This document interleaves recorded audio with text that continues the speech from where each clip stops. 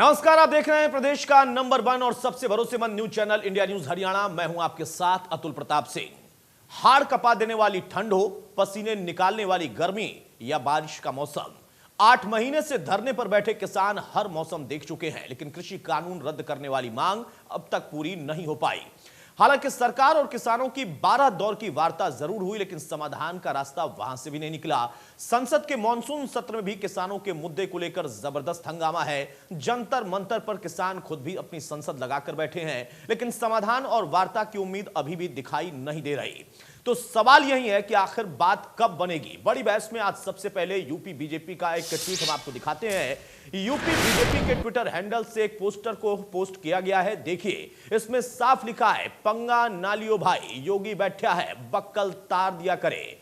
यानी जिस बक्कल तारने की बात को लगातार राकेश टिकैत कहते रहे और जब इस पर विवाद हुआ तो उन्होंने कहा कि ये तो आम बोलचाल की भाषा में हमारे क्षेत्र में बोला जाता है। अब उसी भाषा में बीजेपी की तरफ से एक ट्वीट किया गया है। यूपी बीजेपी ने यह ट्वीट करते हुए लिखा है कि बक्कल तार दिया जाएगा, क्योंकि यहां पर जब आएंगे आप तो आपका सीधा सामना योगी आदित्यनाथ से होगा। इसके पहले जिस दिन टिकैत ने इसकी घोषणा की थी, ऐलान किया था कि अब हम लखनऊ को भी दिल्ली की तरह घेरेंगे, उस वक्त भी सोशल मीडिया पर कुछ ऐसा ही चला था। 2 फोटो लगाई गई और कैप्शन लिखा गया कि आओगे ना पक्का, भूलोगे तो नहीं। यानी वहीं से विवाद और वहीं से हंसी मजाक शुरू हुआ, लेकिन अब यह बात बढ़ती चली जा रही है और सोशल मीडिया पर कुछ इसी तरीके से चर्चाएं भी चल रही हैं, पोस्टर भी चल रहे हैं और यह पोस्टर बाकायदा यूपी बीजेपी की तरफ से ट्वीट किया गया है। तो किसान आंदोलन को लगातार खाप पंचायतों का साथ भी मिल रहा है। फोगाट खाप ने आंदोलन के समर्थन में फिर दिल्ली कूच का ऐलान कर दिया है। बाकायदा दिल्ली कूच को लेकर चरखी दादरी में हुई बैठक में रणनीति बनाई गई। सर्व खाप सर्वजात महापंचायत में आंदोलन को तेज करने की रणनीति बनी है। तो जेजेपी बीजेपी के नेताओं का विरोध करने के लिए बाकायदा एक कमेटी का गठन भी किया गया है। किसी भी कार्यक्रम में अगर उनके नेता पहुंचेंगे तो उनका खुलकर विरोध किया जाएगा, यह तय किया गया इस महापंचायत में।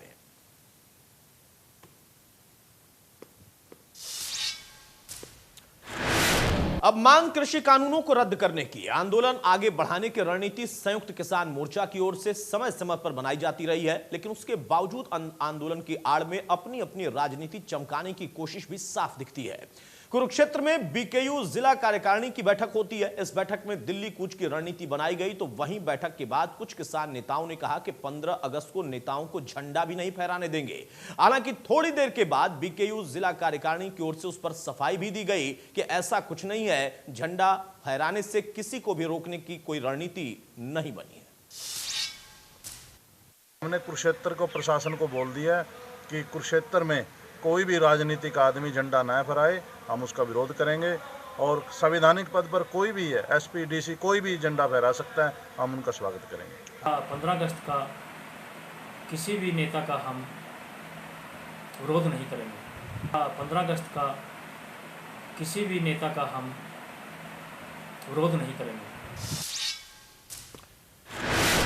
अब गुरनाम चढ़ूनी का बयान भी हम आपको सुनाते हैं। चढ़ूनी का कहना है कि विपक्ष ने समय रहते और सही तरीके से आवाज नहीं उठाई, यानी उनकी नाराजगी विपक्षी खेमों से भी है, जो कि ये दावा कर रहे हैं कि सबसे ज्यादा किसानों की लड़ाई और सबसे ज्यादा किसानों की चिंता उन्हीं को है। अपोजिशन जागी तो है, लेकिन बहुत लेट जागी है। जो 5 जून को जब ये कानून बने थे, बल्कि उसके पहले जो तैयारी कर रहे थे, तो उसके पहले ही जो अपोजिशन है उसको स्टैंड लेना चाहिए था, क्योंकि देश तो जो चलाना है वो राजनीतिक पार्टियों ने चलाना है। हम तो मजबूरी में बैठे हैं और जो हमने नुमाइंदे चुन के भेजे हैं वो इसीलिए चुन के भेजे हैं कि वो देश चलाएं, और देश को चलाने में उनकी भूमिका जो होनी चाहिए थी वो अपनी भूमिका निभा नहीं पाए। वो शुरू में, अगर वो शुरू में इस भूमिका को निभाते तो शायद ये कानून ना बनते। बहरहाल, तो अब यहां पर अगर हम लब्बोलू आप देखें तो जो नेता हैं जो किसानों का प्रतिनिधित्व कर रहे हैं, उनके बीच में भी कहीं ना कहीं बयानों में विरोधाभास दिखाई देता है। विपक्ष कांग्रेस हो, बाकी अन्य दल हो, क्षत्र पार्टियां हो, उन पर भी उनकी नाराजगी वैसे ही दिखाई देती है कि देर कर दी उन्होंने जागने में।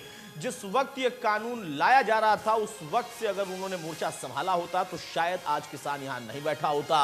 अब सवाल इस बात का है कि 26 जनवरी को जो कुछ हुआ उस पर बाकायदा राकेश टिकैत के आंसू भी निकल गए कि हमें डराया जा रहा है, हमें जबरन उठाया जा रहा है अगले दिन उसके, लेकिन फिर से उनके तेवर अब वैसे ही दिखने लगे हैं। और वहां पर जो घटना घटित हुई थी उस पर माफी मांगने के बाद अब फिर से जब 15 अगस्त को लेकर तैयारी चल रही है तो यह आशंका है कि कहीं ऐसा कुछ और गड़बड़ ना हो। हालांकि इस बार उन्होंने कहा है कि शांतिपूर्ण तरीके से जैसे किसान अपनी संसद लगाकर बैठे हैं वैसे ही वो जाएंगे और झंडा भी फहराएंगे। ये बिल्कुल लोकतांत्रिक अधिकार है किसी भी व्यक्ति का, किसी भी भारतीय का। अब दूसरा एक और जो विवाद इससे जुड़ गया वो विवाद ये है कि नेताओं के बीच में, खापों के बीच में, या फिर जहां जहां पर बैठकें चल रही हैं कार्यकारियों की, वहां पर कुछ ऐसी बातें उभर कर आ जाती हैं कि हम नेताओं को अब झंडा नहीं फहराने देंगे। यानी आपका अधिकार लोकतंत्र का है लेकिन उनके लोकतांत्रिक अधिकार पर आप प्रहार करने की बात करते हैं। हालांकि जैसे ही विवाद हुआ उस विवाद को खत्म करने के लिए फौरन यह कहा गया कि ऐसा कुछ भी तय नहीं हुआ है, वो भी झंडा फहराए, हम भी झंडा फहराएंगे। लेकिन पोस्टर को लेकर अब नाराजगी बढ़ रही है। इस पोस्टर के आने के बाद से ऐसा कहा जा रहा है कि असल में यह दबाने की कोशिश है। और दिल्ली में आप बैठे हुए हैं, अगर लखनऊ आप आएंगे तो उत्तर प्रदेश में आने में आपको सीधा सीधा सामना करना पड़ेगा योगी आदित्यनाथ को। और जिस भाषा का इस्तेमाल राकेश टिकैत अब तक करते रहे और जिसको लेकर उनसे सवाल पूछे जाते रहे, जिसको लेकर विवाद होते रहे कि यह बक्कल तार देने का मतलब क्या होता है, और बाद में उन्होंने उस पर सफाई दी, उसी बक्कल तार देने को बाकायदा पोस्टर में कैप्शन के साथ लिखा गया है। बहरहाल बड़ी बहस में हमारे कुछ सवाल हैं। कृषि कानूनों की लड़ाई आखिर पोस्टर वॉर पर क्यों आई है? किस तरीके से इसको पोस्टर के जरिए अब दिखाने की, जताने की कोशिश की जा रही है? जो कृषि कानूनों की लड़ाई है उसमें पोस्टर का कहां काम है, ये सबसे बड़ा सवाल है। किसानों के सहारे सिर्फ राजनीति विपक्ष कर रहा है, क्योंकि ये बात खुद किसान नेता कर रहे हैं, कह रहे हैं किसान की बात करने में अब घेराव और नेताओं के रास्ते रोकने से क्या बात बन जाएगी? उनकी जो बात होनी है क्या उसको रास्ता रोक कर वो करेंगे? मुद्दा एक है तो मोर्चा एक, और उसके बाद फिर अलग अलग बयानबाजी क्यों है? जब सबका ध्येय एक है, वो अलग अलग राज्यों से आए किसान हो, लेकिन उनके बीच में जो मुद्दा है वो सिर्फ कृषि कानून है या कुछ और मुद्दे, तो क्यों आखिर यहां पर ये नाराजगी है या बयानबाजी में विरोधाभास है? हमारे साथ कुछ खास मेहमान हैं, उनसे मैं आपको तारुफ कराता हूं। चर्चा में आगे बढ़ते हैं। सत्यव्रत शास्त्री हमारे साथ, प्रवक्ता बीजेपी के हैं, बहुत स्वागत है शास्त्री साहब आपका। महिमा सिंह हमारे साथ, प्रवक्ता कांग्रेस की, बहुत स्वागत है महिमा जी आपका। विजेंद्र रेड्डू हमारे साथ हैं इनेलो की तरफ से, बहुत स्वागत है रेड्डू साहब आपका। राकेश बैंस हैं प्रवक्ता भाकियू के, बहुत स्वागत है बैंस साहब आपका। और सुरेश फोगाट है हमारे साथ, खाप नेता, बहुत स्वागत है सुरेश फोगाट साहब आपका। शुरुआत सुरेश फोगाट मैं आपसे कर रहा हूं। पोस्टर वॉर, आखिर किसानों की इस लड़ाई में पोस्टर वॉर की नौबत क्यों आ गई? और जो भाषा अब तक बोलते रहे थे बक्कल तार देंगे राकेश टिकैत, अब बीजेपी यूपी की तरफ से ट्वीट करके कुछ वैसी ही बात कही गई है, जवाब दिया गया है। चलिए, शायद मेरी आवाज उन तक भी नहीं पहुंच पा रही है। राकेश बैंस साहब आपसे यही सवाल, किसानों की लड़ाई पोस्टर पर आई। राकेश बैंस,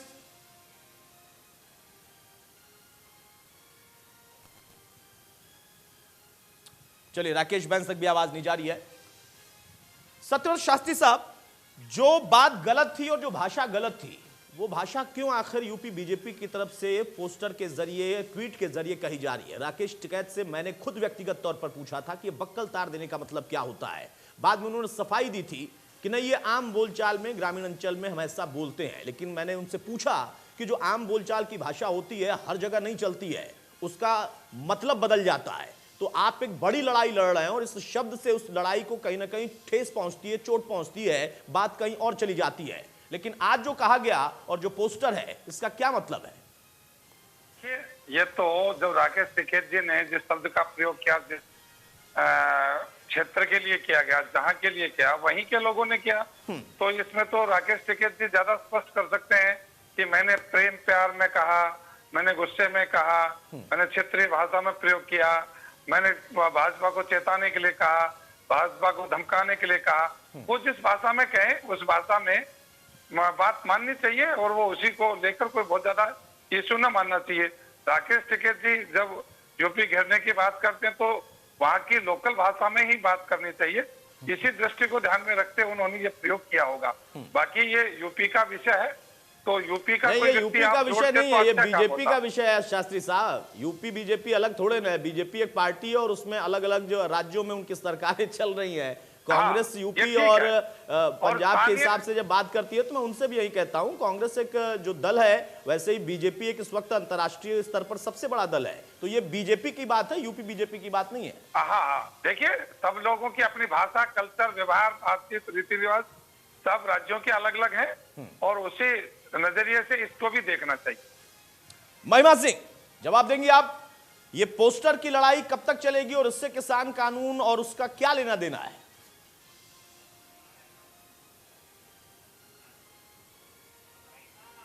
सरकार को ये देना है कि जिस प्रकार के शब्दों का चयन होता है, कई दफा डिबेट पर भी होता है, और मैं जब जब अवसर होता है उस बात को वहीं पर उस पर विराम लगाने की कोशिश करती हूँ। सुपारी गैंग और भी पता नहीं इस तरह के बहुत सारे शब्द जब भाजपा के प्रतिनिधि यहाँ बैठकर बोलते हैं, शास्त्री जी तो खैर रहीन तरीके से बात करते हैं हर दफा, उनकी बात मैं नहीं कर रही हूँ, पर बहुत से भाजपा प्रतिनिधि ऐसा करते हैं। तो तब मैं यही सवाल करती हूँ कि ये कौन सी संस्कृति सिखाती है इस प्रकार के शब्दों का प्रयोग करना? किसी भी राजनीतिक पार्टी को शोभा नहीं देता, कहीं पर भी हो वो चाहे। और उसी कड़ी में आज ये जो ट्वीट आया है उसमें सवाल यही खड़ा होता है कि क्या इस मानसिकता के साथ देश को चलाया जा सकता है? क्या इस मानसिकता के साथ आप किसी के भी विरोध पर रोक लगा सकते हैं, उनके विरोध करने के अधिकार पर रोक लगा सकते हैं? किसान नेता जो बात कर रहे हैं, हम आए दिन वीडियो देख रहे हैं उन लोगों के, वहां बैठे हुए हैं, बरसात का पानी अंदर गिर रहा है, पहले सर्दी कोहरे के वीडियोस हम देख रहे थे, जिस प्रकार से लोगों ने अपनी जानें गंवाई हैं।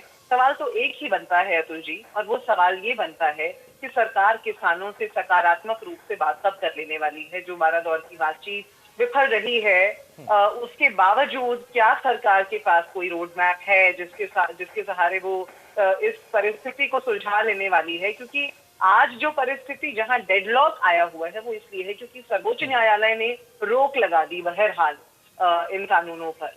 अन्यथा हम जो देखते, जिस प्रकार से थोपे गए थे ये कानून, अन्यथा हम ये देखते कि उसी प्रकार से कुछ कदम उठाए जाते।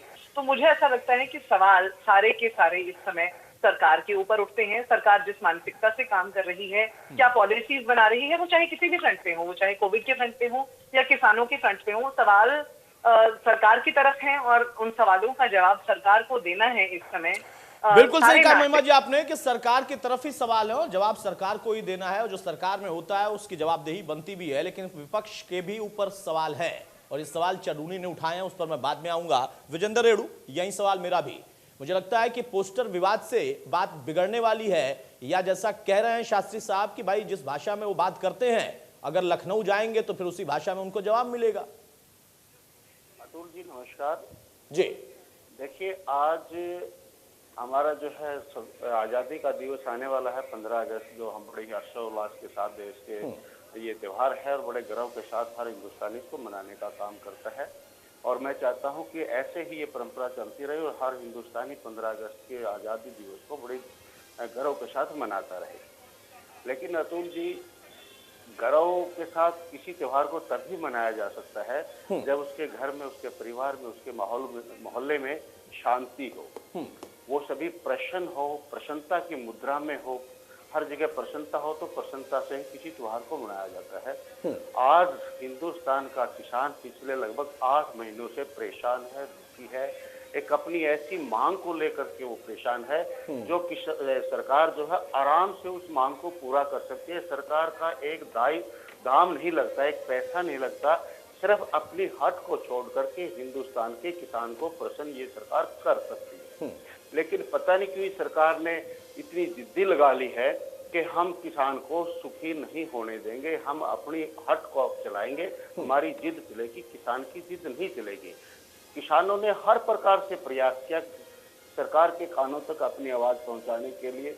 उन्होंने काफी लंबे समय से धरना प्रदर्शन कर रहे हैं। दिल्ली की सीमाओं के ऊपर वो इतने दिनों से बैठे हैं, 6-7 महीने से बैठे हुए हैं। उन्होंने एक और घोषणा की कि भाई सरकार के जो भी मंत्री अगर कहीं कोई प्रोग्राम करने जाएंगे तो हम रास्ते में खड़े होकर के उनको हर जगह काले झंडे दिखाएंगे, और ये दिखाए भी गए हैं। लेकिन किसानों ने, मैं ये कहना चाहूंगा, कोई कसर बाकी नहीं छोड़ी है कि किसी प्रकार से वो अपनी आवाज को इस सरकार के कानों तक पहुंचाए दे, और पूरा प्रयास किया पहुंचाने का, लेकिन पता नहीं क्यों सरकार के कान। ठीक है, शास्त्री साहब जवाब देंगे। की समस्या को जब आप ये कहते हैं कि भाषा जिस तरीके से इस्तेमाल में लाई जाती है उसका उसी भाषा में जवाब दे देते हैं, तो जवाब तो आप दे रहे हैं, लेकिन किसानों की मांग पूरी कब करेंगे? देखिए अतुल प्रताप जी, इस वास्ते में आज जो सब लोग बैठे हैं, गंभीरता से और ईमानदारी से एक बात करें। इस देश के अंदर संसद कानून बनाती है, आवश्यकता पड़ती है तो हमारा उच्चतम न्यायालय उसके ऊपर समीक्षा करता है, दिशा निर्देश भी करते हैं, समीक्षा भी करते हैं। जब इस देश की सर्वोच्च न्यायालय ने उन कानूनों के पालना में जब रोक लगा दी जी, तो क्या इस देश के कानून व्यवस्था में संविधान की बार बार शपथ लेने वाले, संविधान के लिए डॉक्टर बाबा भीमराव अंबेडकर का वो हवाला देने वाले लोग क्या इस बात के लिए आगे नहीं आए? जब माननीय सुप्रीम कोर्ट ने इन कानूनों को लागू करने से मना कर दिया और सरकार ने उस बात को माना है, तो क्या आंदोलन नहीं खड़ा हो जाना, बंद नहीं हो जाना चाहिए था? किसानों को अपने बात सुप्रीम कोर्ट में जाकर नहीं कहनी चाहिए थी? और सुप्रीम कोर्ट जो निर्णय देता, फिर सुप्रीम कोर्ट के बाद आप अपनी सत्ता की ताकत के आधार पर वोट के समय अपने नुमाइंदे चुनकर संसद के अंदर भेजकर उनके अंदर कानून का परिवर्तन करवा सके, इतना सक्षम तो पहले कई बार हुआ है। कोर्ट ने जो निर्णय दिए संसद ने पलट दिए, संसद ने निर्णय किया, उनकी समीक्षा कोर्ट ने किया, तो क्या कृषि कानून इस सीमा में नहीं आते? बताइए महिमा जी, वाजिब बात है। और पूरा ईमानदारी से शास्त्री साहब ने कहा कि अगर कोर्ट से रोक लग गई है उसके बाद भी इस तरीके से हठधर्मी किसान प्रतिनिधि कह रहे हैं कि सरकार जिद्दी है, यहां तो जिद वहां भी दिखाई दे रही है ना, और किसान साथ में यह भी कह रहे हैं कि सरकार तो जिद्दी है, विपक्ष सो रहा है और सिर्फ ड्रामा हो रहा है कि नहीं हम लड़ाई लड़ रहे हैं। किसान आंदोलन की जो जारी व्हिप थी उसका पालन विपक्ष ने संसद के अंदर पूरा किया है। कहाँ किया? 17 सितंबर ये कब किया? उस दिन तो पंजाब में थे सब लोग, कांग्रेस पार्टी तो पंजाब में थी। अतुल जी निरंतर कर रहे हैं कि ऐसा है कि एक दिन कांग्रेस पार्टी कहाँ थी या एक राज्य के या विप जिस दिन के लिए जारी हुआ, जिस दिन जारी हुआ उसी दिन वो गायब हो गए। यही तो कह रहे हैं, विपक्ष के ऊपर आरोप लग रहा है। चढ़ूनी साहब यही तो कह रहे हैं कि अब जाकर जगे हैं, इतने दिन सो रहे थे और अभी भी सदन के अंदर चर्चा नहीं कर रहे, पेपर फाड़ के फेंक रहे हैं। ऐसा नहीं है अतुल जी, निरंतर चल रहा है विरोध, शुरुआत से चल रहा है। सितंबर के पहले सप्ताह से तो बिल्कुल जग जाहिर तरीके से चल रहा है। उससे पहले से सरकार को आंतरिक तौर पर महिमा जी, ये चढ़ूनी साहब को क्यों नहीं दिख रहा है? क्योंकि ये मैंने नहीं कहा, ये शास्त्री साहब ने और रेड्डी साहब ने नहीं कहा, ये चढ़ूनी साहब ने कहा है। मैं आपकी बात समझती हूँ और मैंने जो उसका उत्तर देना था वो मैंने दे दिया। अब मैं आ जाती हूँ सर्वोच्च न्यायालय की बात पर। देखिए, सर्वोच्च न्यायालय ने रोक लगा करके ये कहा कि सरकार इसको लेकर के एक नीति बनाए। सर्वोच्च न्यायालय ने किसानों से नहीं कहा कुछ, सर्वोच्च न्यायालय ने इंस्ट्रक्शन जारी की सरकार के लिए, जिसमें आज तक सरकार विफल है। सरकार ने उस दिशा में कोई कदम ना दिखाया प्रत्यक्ष तौर पर उठा करके, नहीं जाके कोर्ट से कहा, सर्वोच्च न्यायालय से कहा उसमें आगे कोई किसी प्रकार का संशोधन करने के लिए या इस ऑर्डर को लेकर के किसी प्रकार की रिवीजन डाली हो या कुछ भी नहीं। सरकार को जो इंस्ट्रक्शन कोर्ट के माध्यम से दी गई थी, अभी भाजपा के प्रतिनिधि ने सवाल ये उठाया है कि भाई सर्वोच्च न्यायालय ने जब बोल दिया, सर्वोच्च न्यायालय ने तो ये बोल दिया कि आप सरकार हैं, आपका कर्तव्य है। कोविड के मामले में क्या हुआ? उसके मामले में भी यही हुआ। वैक्सीनेशन पहले कह रहे हैं मुफ्त देंगे, फिर उनकी कीमत लगा रहे हैं, फिर कुछ कर रहे हैं, फिर सर्वोच्च न्यायालय को बीच में आकर के कहना पड़ा कि नहीं, ऐसे नहीं होता, आप ऐसे नहीं कर सकते, इसको निःशुल्क लगाएंगे आप सबको। तब जाकर के सरकार को मानना पड़ा। ये कैसी महिमा जी, बहुत अच्छा उदाहरण दिया आपने, बहुत अच्छा उदाहरण दिया। अगर वैक्सीन को लेकर कोर्ट बीच में आ सकती है फिर से, और नीति बनाने के लिए इनको कहा है और कोर्ट नहीं आ रही है बीच में, क्या कोर्ट मॉनिटर नहीं कर रही है? हमारी सर्वोच्च अदालत नहीं मॉनिटर कर रही है कि हमने क्या रखा है, सरकार को कर नहीं रहे हैं? अब सर्वोच्च न्यायालय को क्या करना है, वो तो वहां बैठे हुए जो हमारे माननीय न्यायाधीश महोदय हैं तभी वो जानते हैं, वो काबिल हैं उसके लिए। लेकिन आपका सवाल यानी ये था उनको कि ये एहसास है ना कि हाँ अभी जो हमने आदेश दिया है उसमें कृषि कानून पर रोक है और जो उसके लिए अतुल कमेटी जी, है वो अब उस पर अपना जो काम सवाल करेगी, आपने- रिपोर्ट आएगी, फिर उसके बाद देखेंगे। वो इसी अतुल वजह जी, से जो तो कोर्ट सवाल अभी आपने हस्तक्षेप नहीं उठाया कर रही था, है। जो सवाल आपने उठाया था अतुल जी, मुझे लगता है दिशा बदलती जा रही है। नहीं, दिशा सवाल तो आपने बदलती उठाया है था, क्योंकि जब सवाल का जवाब टेक्निकली बदलता है ना एक तो मिनट, उसमें फिर नहीं, दिशा भी सवाल बदलती आपने है, ये- दशा भी बदलती है। सवाल- महिमा जी सवाल आपने ये बहुत ही उठाया था। बारीकी से आपने उस बात को घुमा दिया। अतुल आपने जी, कहा कि सच कोर्ट ने सवाल कहा है आपने- लेकिन कोर्ट ने ये अतुल- कहा है। मैं वही पूछ रहा हूं, अगर कोर्ट ने चलिए, कहा है इनको मैं- नीति बनाने के लिए और ये नहीं बना रहे तो कोर्ट भी संज्ञान ले सकता है। फिलहाल तो मुझे चलिए, मैं लगता है सिर्फ कि यहाँ सुन पर लेती दोनों हूँ। में हठधर्मिता ही दिख रही है। चलिए, मैं सिर्फ सुन लेती हूँ, क्योंकि आप मेरे उत्तर को यदि पूरा नहीं होने देंगे तो मेरी बात करनी महिमा जी नहीं अपनी होगी। बात पूरी करिए, लेकिन जिस बात पर हम बात कर रहे हैं वही बात होगी ऐसे ना। नहीं होती संचालक महोदय, बात ऐसे पूरी नहीं होगी, क्योंकि बात को पूरा होने दीजिए। बात ये है कि जब कोर्ट ने जो ऑर्डर दिया, आपका सवाल ये था कि हट धर्मिता क्या इधर नहीं दिख रही। सवाल ये है कि क्या किसानों को इंस्ट्रक्शन दी सर्वोच्च न्यायालय ने या निर्देश दिया सरकार को, और सरकार ने उस निर्देश को लेकर के क्या किया, सरकार को बैठाया है ना संसद में पूरे जनतंत्र ने। तो जवाबदार सरकार है, मैं पहले मिनट से यही कह रही हूँ, और सर्वोच्च न्यायालय ने भी जवाब सरकार से मांगा है।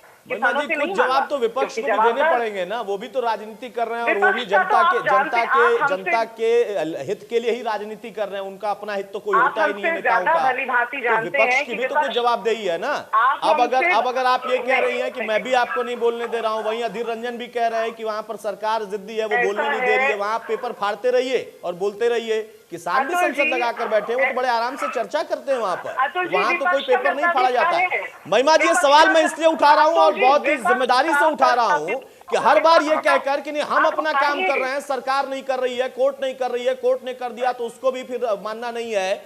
यहां पर उससे बात फंसती है, बात उलझती है, उसमें फिर हम आप विपक्ष का विवाद कर्तव्य करते क्या रहेंगे, है? उसका नतीजा नहीं निकलेगा। और वही हो रहा है कि लोकतंत्र में- कृषि कानून को लेकर नतीजा नहीं निकला। लोकतंत्र में- शास्त्री साहब जवाब देंगे। महिमा सिंह का कहना है कि कोर्ट का आपने जिक्र किया, कोर्ट का आपने अगर जिक्र किया है तो नीति बनाने के लिए भी तो कोर्ट ने कहा था। शास्त्री साहब महिमा जी आप सुनिए, महिमा जी आप सुनिए। अतुल जी, विपक्ष का कर्तव्य क्या है? आप ही के सवाल का जवाब ले रहा हूं महिमा जी आप ही के सवाल का जवाब ले रहा हूं मैं। आपने कहा ना कि सरकार को नीति बनाने के लिए कोर्ट ने कहा है और इन्होंने नहीं बनाई, मैं उसी का जवाब ले रहा हूं। शास्त्री साहब हाँ, मैं इसी बात को आगे बढ़ा रहा हूँ कि जब कोविड के विषय में सुप्रीम कोर्ट को लगा कि बार बार टोकना है और टोकना जब तक है जब तक वो ठीक ना हो जाए, तो क्या कोर्ट इतना भी दिमाग नहीं रखते माननीय न्यायाधीश हमारे कि कृषि कानून में क्या कहना।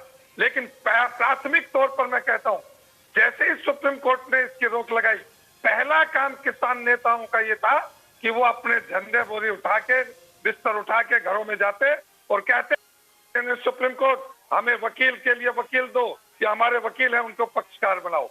दूसरी बात, मैं किसान नेताओं की पक्षपातपूर्ण रवैये का भी उल्लेख करना चाहूंगा। नंबर एक, वो किसान आंदोलन का बहुत बड़ा भाग हरियाणा की भूमि के ऊपर है, हरियाणा का जनमानस उससे परेशान है। लेकिन वही किसान नेता पंजाब में जब गन्ने का मूल्य कम मिलता है एक भी आवाज नहीं उठाता। वही किसान नेता जब राजस्थान में बाजरा का मूल्य कम मिलता है तो आवाज नहीं उठाता। जब वहां की फसलें नहीं बिकती, सरकार नहीं खरीदती तो आवाज नहीं उठाता। हरियाणा पहला एक ऐसा स्टेट है जहां 9 फसलों की खरीदारी होती है।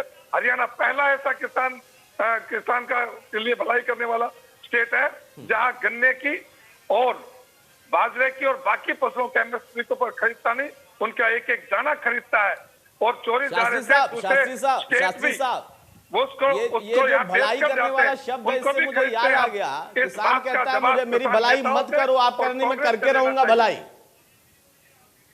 किसान खुद कह रहे हैं कि मेरी भलाई मत करो, बख्श दो, आप कह रहे हैं हम करके रहेंगे। ये किसान आ रहा हूं महिमा जी, आ रहा हूं। कितने प्रतिशत किसान बैठे, कितने प्रतिशत किसान मोर्चे के ऊपर आए थे, उनमें से कितने संगठन चले गए, उनमें से कितने लेग चले गए? जो चले गए वो किसान नहीं थे क्या? बाकी बच्चा वही केस में काम करता है क्या? महिमा जी जल्दी से फिर मैं रेडू साहब के पास जाऊं। दिला रही थी शास्त्री जी को कि कंटेम्प्ट ऑफ कोर्ट नामक एक टर्म है, उसे याद रखें जब आप ये कह रहे हैं कि उनके पास इतना भी दिमाग नहीं है क्या न्यायाधीशों के पास। क्योंकि न्यायाधीश महोदय ने वहां बैठकर जो भी किया है, आप आपको सरकार पूछ में रहा है, हूं आप कि जब अटॉर्नी कोविड के विषय जनरल, में डायरेक्शन आप दी जा अटॉर्नी सकती है तो जनरल, कोर्ट जरूरी आप मानता, अटॉर्नी- तो इनके विषय में भी आप डायरेक्शन दी जा जनरल- सकती है। आप इधर उधर की अटॉर्नी बात मत जनरल ऑफ करो, इंडिया के इधर उधर माध्यम की से ये बात बात करो, करिए ना, मुद्दे के ऊपर आइए। आप अटॉर्नी सुप्रीम जनरल कोर्ट के ने जब माध्यम डिसीजन दे से दिया, आप सुप्रीम कोर्ट की अटॉर्नी- बात को विपक्ष को नहीं मान ऐसे रहा, चर्चा नहीं किसान को होती नहीं है। मान ऐसे रहा। चर्चा महिमा जी नहीं होती है। महिमा जी शास्त्री साहब ने ये नहीं कहा था, उन्होंने ये कहा था कि वो लोग पूरी तरह से समझदार है, उनके पास रिप्ले कर विवेक है, लीजिए। मुझे तो उनके पता है पास उन्होंने विवेक क्या है। कहा था। कंटेम्प्ट मुझे ऑफ पता कोर्ट है को आप उन्होंने ले आ क्या रही कहा हैं, कोई कंटेम्प्ट ऑफ कोर्ट यहाँ पर न कर रहा है न मैं होने दूंगा। मुझे मेरा न्यायाधीश सवाल के ये पास था आपसे, इतना भी मेरा सवाल अब दिमाग आपसे ये नहीं था है। कि जो बात शास्त्री साहब ने कही, आपने जो आपकी सवाल बुद्धि उठाया पर उसका तरस जवाब मिल आता गया। है, आप रिप्ले मुझे। कर लीजिए, मैंने मैं भी कहा कर कि दूंगी।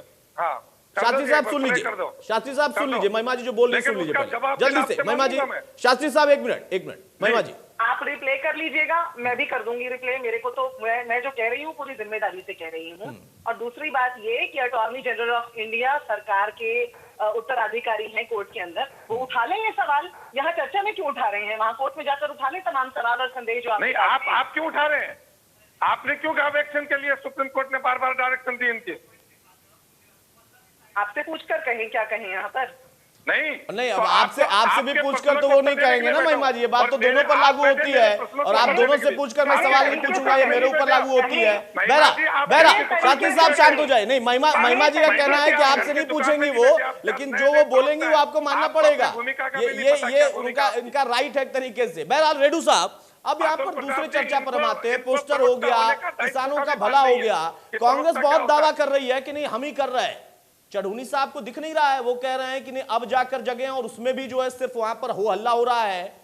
अगर इसी तरह से चलता रहा, और उसमें भी एक और सवाल कि जो खापे हैं, जो पंचायतें हो रही हैं, जो अलग अलग कार्यकारिणियां बैठकें कर रही हैं, वहां से अगर ये भाषा निकलनी शुरू हो जाए, फिर भले बाद में सफाई दे दें कि हम इनको रोकेंगे, उनको रोकेंगे, विपक्ष के लोगों को भी रोकेंगे, किसी भी नेता को झंडा नहीं फहराने देंगे। भाई ये तो अधिकार है लोकतांत्रिक सबका, और ये उनकी जिम्मेदारी भी जवाबदेही के साथ है, तो वो भी अपना करें और वो भी अपना करें। मुझे नहीं लगता कि कृषि कानूनों से झंडा फहराने का और न फहराने का कोई लेना देना है।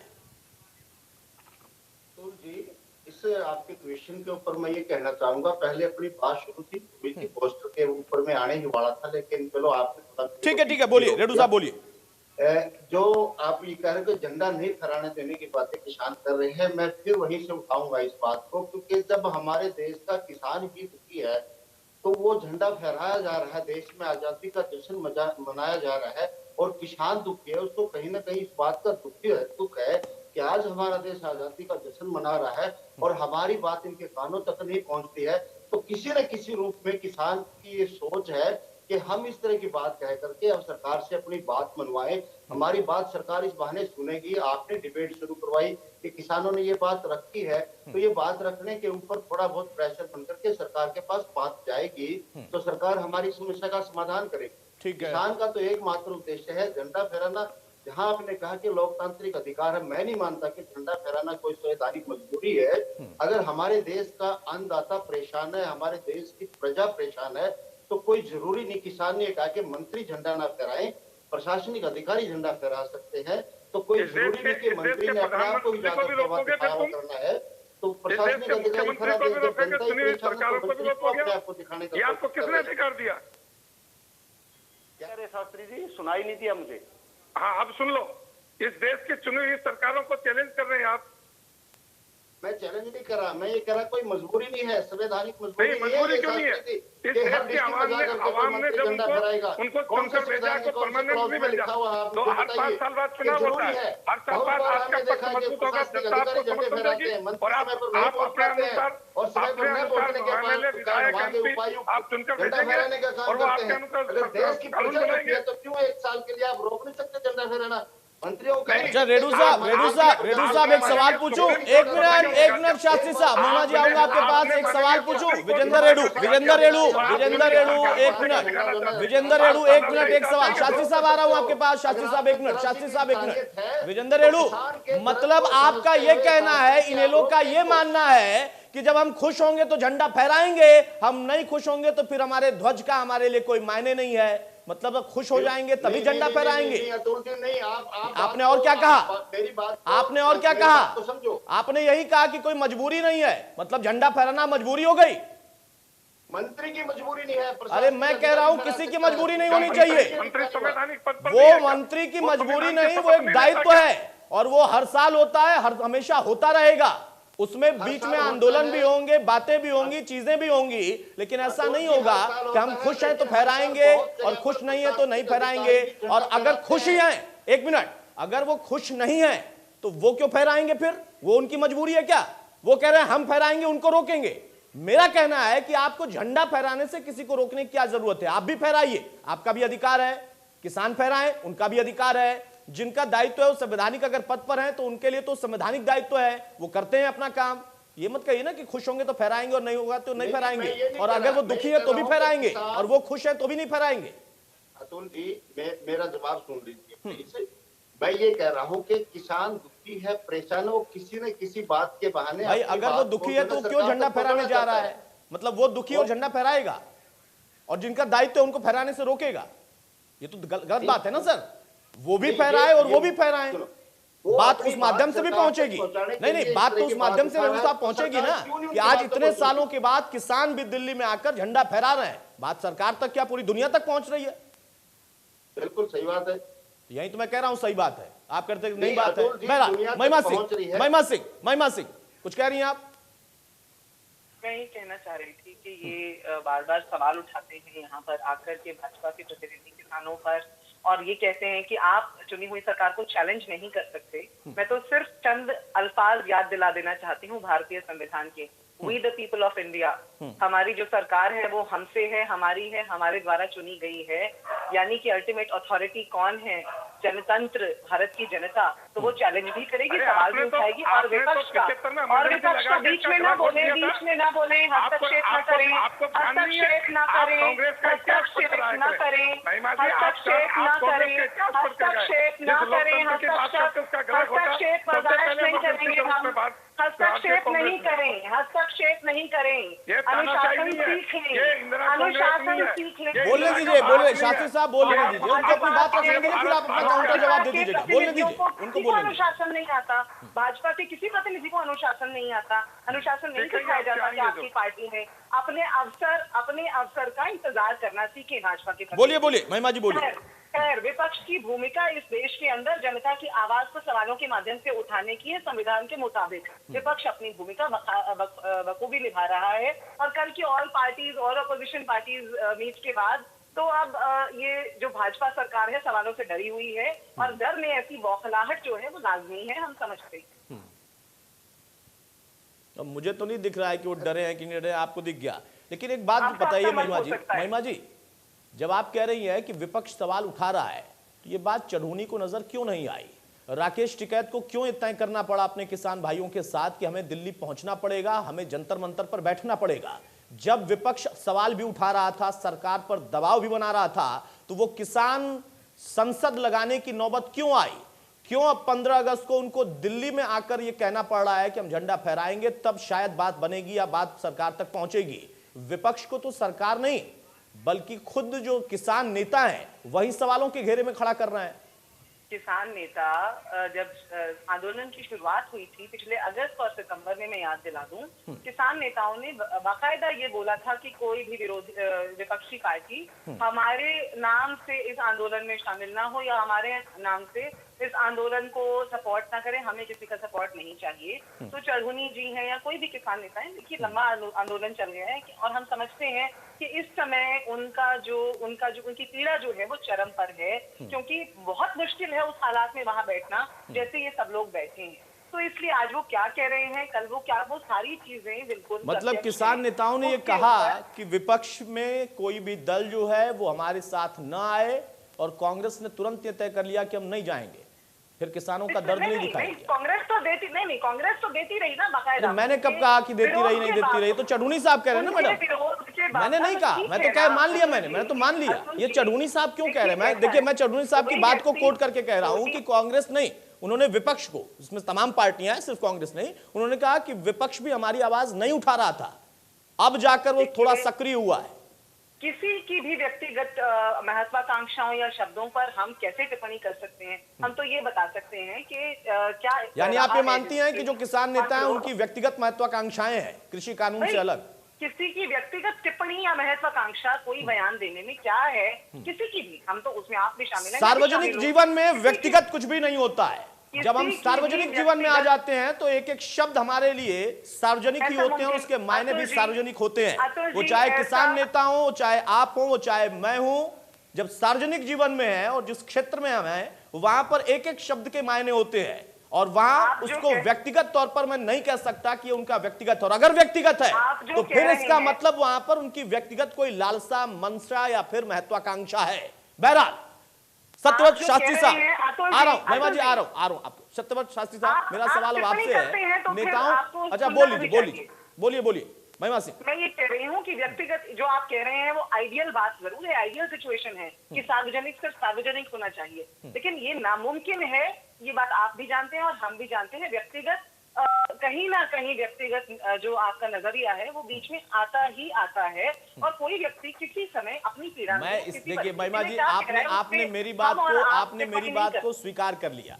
बहुत सहृदयता से मैं ऐसा आपसे कह अगर रहा आपको हूं लगता कि है- आपने मेरी बात को एक तरीके से साबित नहीं, कर आपने दिया। कहा आपने बिल्कुल सही सार्वजनिक है। कहा कि कहीं ना आपने- कहीं व्यक्तिगत आता है, बिल्कुल- आइडियल बिल्कुल भी आइडियल जो नहीं। चीजें हैं तो आपने उसमें कहा कि हम व्यक्तिगत आता है, और ये मैं सार्वजनिक आपके लिए नहीं कह रहा आपने कहा- हूं, ये मैं आपके लिए नहीं कह रहा आपने कहा- हूं महिमा जी, हाँ, महिमा जी, ये नहीं, मैं आप मेरे आपके लिए लिए नहीं भी कह रहा हूं, कहिए, सुन तो मेरे लिए भी लीजिए कहिए। महिमा जी, मैं वकील और भी अब हूं, ये मैं आपके लिए नहीं कह रहा राजनीतिक हूं भी हूं। महिमा जी, अब सुन लीजिए, ये अब मैं आपके लिए नहीं कह रहा हूं, अब मैं ये बात कह रहा हूं किसान नेताओं के लिए जो कह रहे हैं कि हम लड़ाई किसानों की लड़ रहे हैं, लेकिन असल में वो आइडियल बात करके व्यक्तिगत उनका जो है वहीं पर दिक्कत है। ये मैं उनके लिए कह रहा हूं। शास्त्री साहब, शास्त्री साहब, देखिए सरकार की जवाबदेही है, कब बात बनेगी, क्योंकि हम लगातार चर्चा कर रहे हैं, किसान आंदोलन कर रहे हैं, लेकिन बात नहीं हो पा रही है। कहां पेच फंसा है और कब वो पेच निकलेगा इसका तो खुलासा उसी समय होगा जब वो पेच निकलेगा। लेकिन जिस तरीके के बयान बार बार बदल रहे हैं, दिल्ली की जगह लखनऊ जाएंगे, इसकी मंशा क्या है? पहले दिल्ली की जगह बंगाल जाने की बात हो रही थी कि दिल्ली में बैठे हैं, बंगाल जाएंगे, तो मुझे समझ में आ रहा था कि चुनाव है।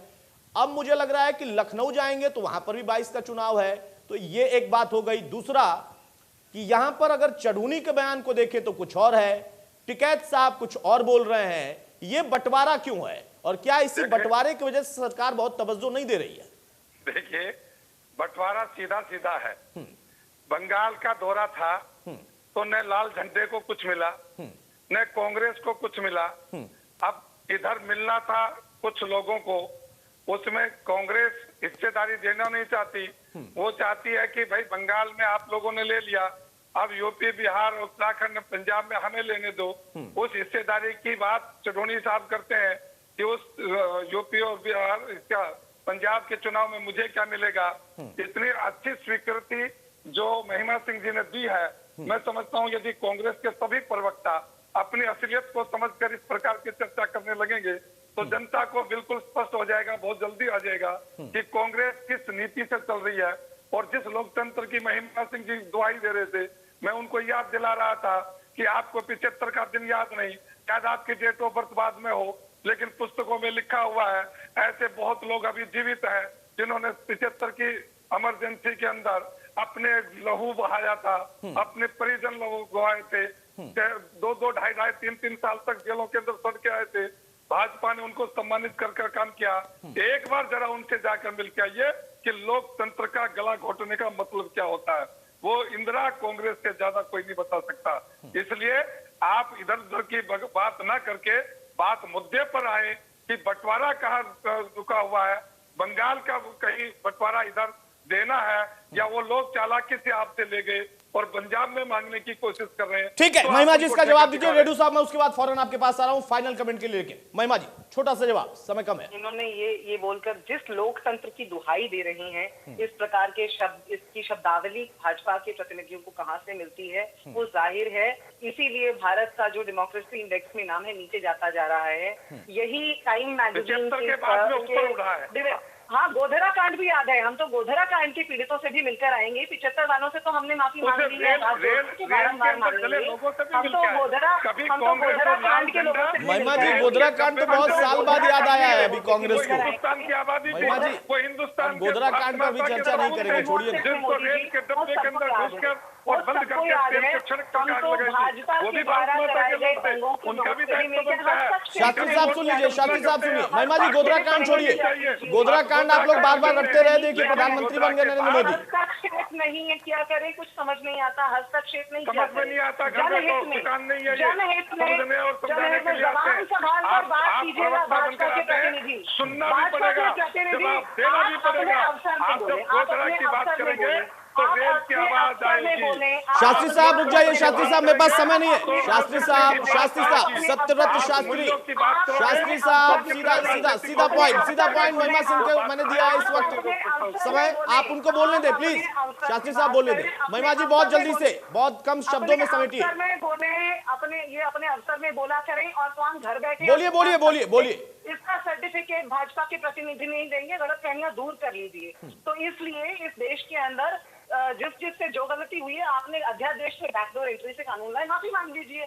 हमने 75 की इमरजेंसी की माफी मांगी है और हम इस बात को बार बार दोहराएंगे। हमारे माननीय नेता ने उसकी माफी मांगी है देश पे, इस बात को हम बार बार दोहराएंगे, इसी की दुहाई देते रहेंगे। Counter attack is the best defence. सामानों के बारे में भी मांग लो, कृत्यों की जगह सामानों के बारे में। ठीक है, अब आप दोनों शांत हो जाए। विजेंद्र रेणु, अगर किसानों के नेता ही आपस में अलग अलग बयानबाजी करेंगे तो इसका क्या आपको लगता है कि कोई सार्थक परिणाम निकल पाएगा? आप दोनों का ऑडियो डाउन किया जाएगा प्लीज। विजेंद्र रेणु। नहीं, बिल्कुल अतुल जी, मैं ये कहना चाहूंगा कि किसान नेताओं को एकजुट होकर के रहना चाहिए। एकजुटता में ही इस समस्या का समाधान निकल सकता है। और मैं अपने प्रवक्ता साथियों से भी ये निवेदन करना चाहूंगा कि आप 1975 तक की बातों को ना उठाएं, क्योंकि जो मुहिम मुद्दा जो आज हिंदुस्तान चल रहा है, हिंदुस्तान परेशान है, इस समस्या का समाधान हो सकता है हमारी डिबेट से कुछ ना कुछ निकल जाए। तो हमें अपने इस जो आज की ताजा समस्या उसके ऊपर ही ज्यादा विचार करना चाहिए। अभी शास्त्री जी कह रहे थे कि 75 के बाद बहुत उठना शुरू हो गया, वो तो ठीक है शास्त्री जी, हम मानते हैं, क्योंकि हिंदुस्तान आजकल बुलेट ट्रेन में चलना शुरू हो चुका है, बहुत ऊंचा आपने उठाया। लेकिन अब आज के जो हालात है, जो किसान रो रहा है, उसकी समस्या का समाधान सरकार से होगा।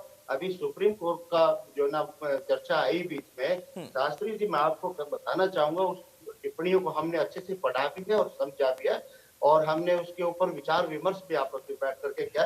सुप्रीम कोर्ट ने 1.5 साल के लिए कानून को रोकने का काम किया और सरकार को मौका दिया गया था कि हम 1.5 साल के लिए कानून को रोक रहे हैं, 1.5 साल तक किसान शांत रहेंगे, आप इसका कुछ ना कुछ समाधान निकालने का प्रयास करें। लेकिन सरकार ने, भाई साहब आपको ये माननी पड़ेगी, सरकार ने 1% भी आगे कदम नहीं बढ़ाने का काम किया। केवल और केवल एक बात पर सरकार अड़ी रही है कि हम तीनों कानूनों को तो रद्द नहीं करेंगे। कुछ आगे बढ़ते, हम दोबारा से पॉलिसी बनाएंगे, दोबारा से जो ना एजेंडा तैयार करेंगे, फॉर्मेट बनाएंगे, किसानों की राय लेंगे। इस तरह के आप सुझाव लेकर के न आकर के केवल और केवल यहाँ पर प्रवक्ताओं को भी आप धमकाने की बात करते हो, भाई साहब ये बिल्कुल गलत बात है। समाधान निकाल, ठीक है, बिल्कुल, और समाधान तब भी निकलेगा जब किसान एकजुट रहेंगे। अगर खुद वहां पर व्यक्तिगत हित है तो कैसे निकल पाएगा? हाँ शास्त्री साहब बहुत संक्षेप में, लेकिन बिल्कुल कुछ सेकंड में। मैं कह रहा हूँ कि मैं धमकाने के नहीं, समझने और समझाने की बात करता हूँ। माननीय सुप्रीम कोर्ट ने जिस प्रकार से समय दिया हम सबको, इसलिए उन सब बातों को, सब पक्षों को, अपने पूर्वाग्रह को छोड़कर मैदान में आकर वो सुझाव यदि सरकार को नहीं तो सुप्रीम कोर्ट को दे सकते हैं। सुप्रीम कोर्ट के माध्यम से सरकार के पास आ जाएंगे। और ये निश्चित मानिए, जब दोनों पक्ष नहीं होते तो निर्णय तो सुप्रीम कोर्ट का होता ही है। सुप्रीम कोर्ट की माननीय हमारी बड़ी बहन महिमा सिंह जी बैठी है, जब दोनों पक्ष नहीं मानते तो निर्णय किसका होता है? प्रथम पक्ष का है, द्वितीय पक्ष का, या सुप्रीम कोर्ट का? तो इंतजार कीजिए, तब तक किसान भाइयों ठीक है शास्त्री साहब कहें कि वो अपने घर को, ठीक है शास्त्री साहब बहुत शुक्रिया आपका, महिमा जी बहुत शुक्रिया आपका, रेणु साहब आपका भी बहुत शुक्रिया। तो किसानों की लड़ाई, और वो लड़ाई बरकरार है, लेकिन वो जो लड़ाई है उसके कई और आयाम है। अगर किसान नेताओं के बयान भी इस तरीके से बदलेंगे तो कहीं ना कहीं सरकार को अपने आप इसका फायदा मिलता है कि लड़ाई तो इनके अंदर ही है, हमें कुछ करने की जरूरत नहीं है। लेकिन दूसरी बात कि हठधर्मिता का आरोप अगर सरकार पर लग रहा है तो हठधर्मिता का आरोप इन पर भी लग रहा, क्योंकि जब सुप्रीम कोर्ट ने कुछ कहा है तो कम से कम उस पर भरोसा हमें जरूर करना चाहिए। नमस्कार।